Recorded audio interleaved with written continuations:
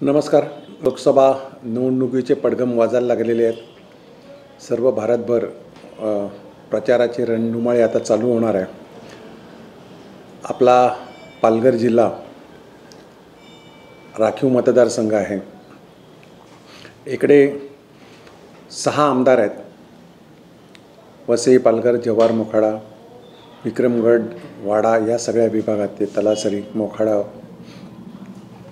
6 पैकी 3 बहुजन विकास आघाडीचे आहेत.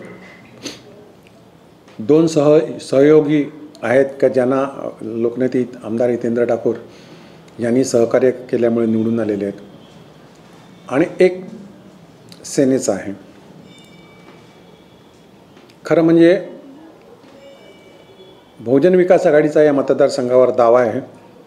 गेल्या वेळी जवळपास 4,91,000च्या आसपास मतं घेतलेली आहे. यानंतर पक्ष अधिक सक्रिय झाला आणि मतामध्ये वाढ होत गेली. आणि हे होत असताना या निवडणुकीमध्ये लोकनेते हितेंद्र ठाकूर यांचे सर्व पक्षामध्ये चांगले संबंध असल्याकारणाने सगळ्यांची मागणी आहे की हितेंद्र ठाकूरांनी एकत्र आपण काम करावं. सर्वच पक्षांचं म्हणणं आहे. त्यामुळे कोणी आम्हाला पाठिंबा देत असेल तर आमची ना नाही आहे पक्षाची, तो पाठिंबा आम्ही घेण्यास तयार आहोत. बहुजन विकास आघाडीचा उमेदवार यावेळी निश्चित 100% विजयी होईल याची खात्री येथील नागरिकांना देखील आहे, मतदारांना देखील आहे आणि कार्यकर्त्यांना आहे.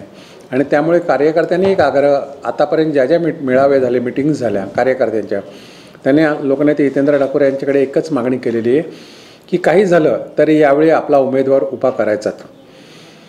तुम्ही बघितलं असेल का, ज्यावेळी निवडणुका झाल्या त्यावेळी बहुजन विकास आघाडीचं मत महत्त्वाचं होतं.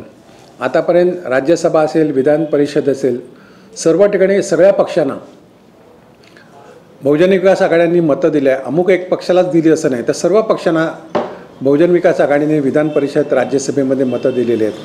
त्यामुळे आम्ही आग्रहाने या सगळ्या पक्षांना सांगतो का या लोकसभेमध्ये आमचा हक्क असल्याकारणाने 6 पैकी 3 जागा आमच्याकडे असल्याकारणाने आम्हाला निश्चित तुम्ही सपोर्ट करावा. या तालुक्याच्या विकासासाठी आपला बहुजन विकास आघाडीचा उमेदवार विजयी होणं गरजेचं आहे.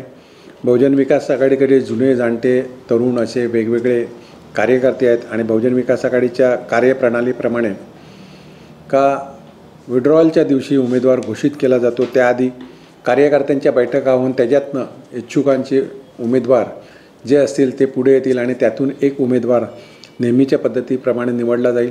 आणि ज्या दिवशी विड्रॉवल येईल त्या दिवशी उमेदवार घोषित केला जाईल.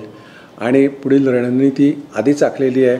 बहुजन विकास आघाडी 365 दिवस काम करत असते, त्यामुळे प्रत्येक पक्ष आता कामाला लागलेला आहे. परंतु बहुजन विकास आघाडीचा कंटिन्यू हा प्रचार प्रसार म्हणा हा चालूच आहे, काम करत आहे, लोकांमध्ये आहे. करोनाच्या काळामध्ये तुम्ही बघितलं असेल की जिल्ह्यामध्ये सगळ्यात जर ॲक्टिव्ह कोण असेल तर बहुजन विकास आघाडीचं होता. आणि एक रेकॉर्ड महाराष्ट्रातील किंवा भारतातील एक रेकॉर्ड प्रस्थापित झालेला आहे का लोकनेते हितेंद्र ठाकूर एकही दिवस करोनाच्या काळामध्ये घरामध्ये बसले नाही. प्रत्येक दिवस ते लोकांच्या सेवेसाठी हजर होते. किंबहुना त्यांची स्वतःची एन्जिओप्लास्टी झाली तरी त्या दिवशी देखील हॉस्पिटलमधनं डायरेक्ट कार्यासाठी त्यांनी झोकून दिलेलं आहे. आणि अशावेळी लोकांमध्ये राहणारे आपले लोकनेते हितेंद्र ठाकूर आहेत, लोक त्यांच्याबरोबर आहेत. त्याच्यामुळे यावेळी विजय हा निश्चित आहे.